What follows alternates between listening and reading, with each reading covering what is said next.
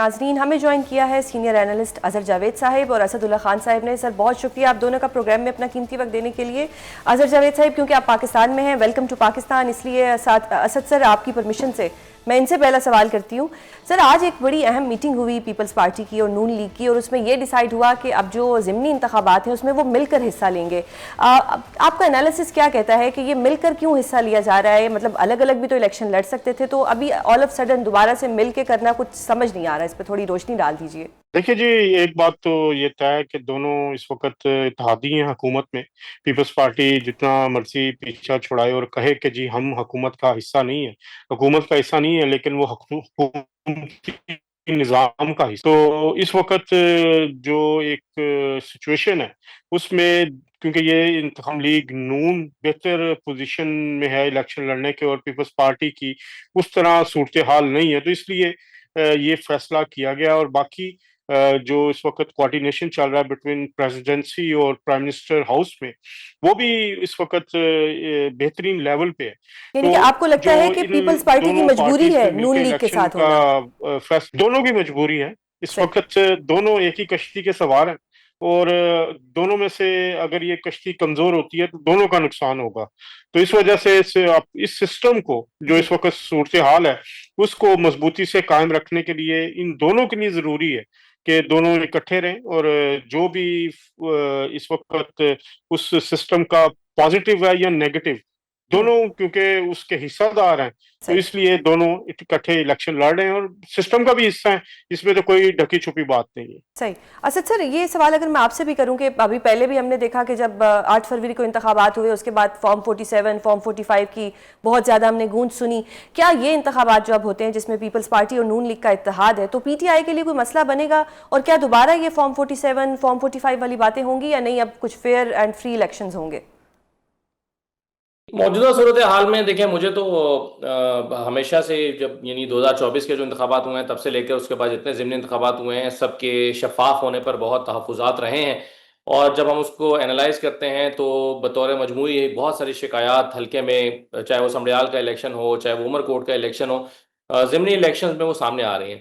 لیکن آپ کا جو بنیادی سوال ہے وہ یہ ہے کہ پیپلز پارٹی اور نون لیگ مل کر الیکشن کیوں لڑ رہے ہیں, تو اس کی ہمیں 2-3 وجوہات سمجھ آتی ہیں. ایک وجہ تو یہ ہے کہ کیسا لگے گا کہ اگر بلاول صاحب یا پیپلز پارٹی کے رہنما ایک انتخابی کیمپین میں کھڑے ہو کر شہباز شریف صاحب کے خلاف نعرے لگا رہے ہوں, اور کیسا لگے گا کہ اگر نون لیگ کے رہنما پیپلز پارٹی کے امیدوار کے خلاف جلسوں میں تقریریں کر رہے ہوں.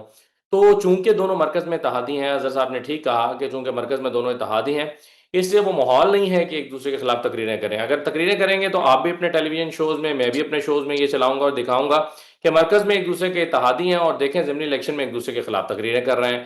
صحیح. اظہر سر ایک آپ کو پتہ ہے کہ اس وقت ہاٹ ٹاپک ہے عمران خان صاحب کی جو بیل ہوئی ہے 9 مئی کی کیسز میں. جس دن بیل ہوئی اسی شام کو علیمہ خان صاحبہ کے ایک بیٹے کو جو ہے اریسٹ کر لیا گیا, اس کے کچھ ہی دیر بعد دوسرے بیٹے کو, کچھ گھنٹوں بعد دوسرے بیٹے کو کر لیا گیا. اب ایک بیٹے کی طرف سے تو ان کی اہلیہ کی ایک تصویر اپلوڈ ہوئی ہے جس میں وہ کہہ رہی ہیں کہ on the day of occurrence he was not present in Jinnah house, اور وہ چترال میں تھے. اب اگر وہ چترال میں موجود تھے تو پولیس نے کس بیس پہ ان کا 8 روزہ جسمانی ریمانڈ لیا ہے, جبکہ ایک ماسٹر مائنڈ ہے ان کا عمران خان صاحب, ماسٹر مائنڈ کو بیل ہوتی ہے اور 27 ماہ بعد علیمہ خان صاحبہ کے دونوں بیٹوں کو اٹھا لیا جاتا ہے. یہ کیا ہو رہا ہے پاکستان کے اندر؟ دیکھیں جو اس وقت صورتحال ہے وہ اس طرح کی ہے کہ جو 9 مئی کے مقدمات ہیں یا جو چل رہی ہیں چیزیں, اس میں اگر آپ دیکھیں تو پچھلی جو تفتیش ہے اس کے مطابق بہت سارے لوگوں کو جو سزا کا سلسلہ جاری ہے. جہاں تک علیمہ خان صاحبہ کے جو بیٹے ہیں ان کے بارے میں, ان کی پارٹی کے ہی لوگ جو ایکس تھے, جو بلکہ ایون جو کرنٹ ایک سینیٹر بھی جی منتخب ہوئی بالکل. ہیں مشال یوسف زئی صاحبہ, وہ بھی اس کی نشاندہی کر چکی ہیں. اور شیر افضل مروت صاحب کی اگر آپ سٹیٹمنٹس دیکھیں تو وہ بھی اس کی نشاندہی کی ہے انہوں نے کہ جی کیوں ان کا جو ہے وہ ان کو گرفتار نہیں کیا گیا. جو اب تک کی حاصل کردہ معلومات ہیں, ظاہری بات ہم اس معلومات پہ ہی بات کریں گے جو آفیشلی पुलिस की तरफ से रिलीज की जा रही हैं या उनकी जमानत के जब उनको अदालत में पेश किया गया तो उससे जो हासिल होने वाली मालूमात है वो पहले ही ऑलरेडी उस उनके पुलिस के मुताबिक वो उसमें नॉमिनेटेड थे। जी, मैं असद साहब की तरफ बढ़ती हूँ। असद साहब, एक तरफ तो पाकिस्तान में मतलब बहुत से इश्यूज चल रहे हैं, लेकिन पीका का कानून भी इस वक्त पाकिस्तान में मौजूद है, जिससे ये होता है कि अगर कोई भी सहाफ़ी गलत खबर देता है तो उसके खिलाफ केसेस बनते हैं, उसको जो क्रिमिनल चार्जेस है वो प्रेस किए जाते हैं। अभी अगर मैं बात करूँ कि एक हमारे सहाफ़ी हैं खालिद जमील साहब, उनकी गिरफ्तारी हुई, फिर रिहाई भी हो गई। ऑन द अदर हैंड जो सुहेल बड़ाइच साहिब हैं, उनके खिलाफ भी एक हैं हमारे मशकूर हुसैन साहब, उन्होंने भी FIA में एक दरखास्त दे दी है। तो पाकिस्तान में जो सहाफ़त है और सहाफ़ी हैं, इन सबको कब तक केसेस का सामना रहेगा, और कब जब एक जमात की इस वक्त कोई भी जमात जिस वक्त इक़्तिदार में होती है, जो उसकी फेवर में बात करता है वो सहाफ़ी तो बरी उल ज़िम्मा होता है, लेकिन जो अगर उसके अगेंस्ट कोई बात कर देता है तो उस पर पीका लग जाता है। तो डोंट यू थिंक कि कानून सबके लिए इक्वल होना चाहिए?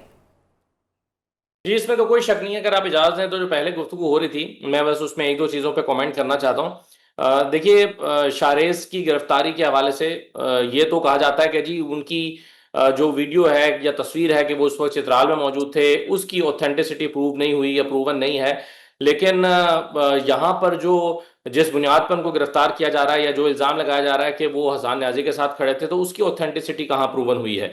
दूसरी बात यह है कि एक शख्स अगर वाकई दहशतगर्द है और वो हसन न्याजी के साथ खड़ा हुआ था और हमलावरों में शामिल था, तो कहाँ थी पुलिस आज तक? 26 महीने में उसे गिरफ्तार क्यों नहीं किया गया, क्यों रियायत बरती गई? अगर हसन न्याजी जैसा ही इस शख्स का भी जुर्म है तो उसे 26 महीने बाद क्यों गिरफ्तार किया जा रहा है? ये तो क्या कानून नाफिज करने वाले इदारों और पुलिस पर सवालिया निशान नहीं है कि 26 महीने के दौरान वो कई मरतबा मुल्क से बाहर गया, तो अपनी स्पोर्ट्स के लिए गया, मुकाबलों में हिस्सा लेने के लिए गया, फिर वापस पाकिस्तान आ गया, वो अडयाला जेल में इमरान खान से मिलने के लिए जाता रहा, पुलिस का सामना करता रहा, उसे क्यों गिरफ्तार नहीं किया गया अगर वो उसी सतह का मुजरिम है जिस सतह का हसन न्याजी था? तो ये बहरहाल कानून नाफिज करने वालों इदारों और अदालतों पर सवालिया निशान है।